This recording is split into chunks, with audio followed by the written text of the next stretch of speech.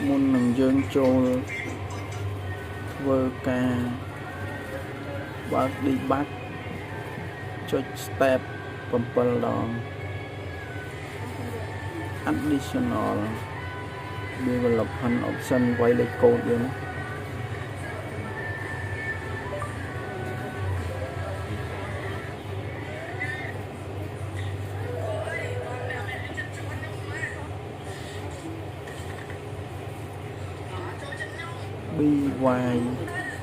BYU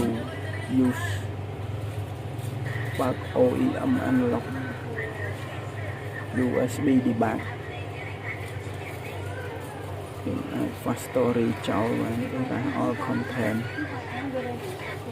đi ra data tàu ơi bong ổn xử lý chat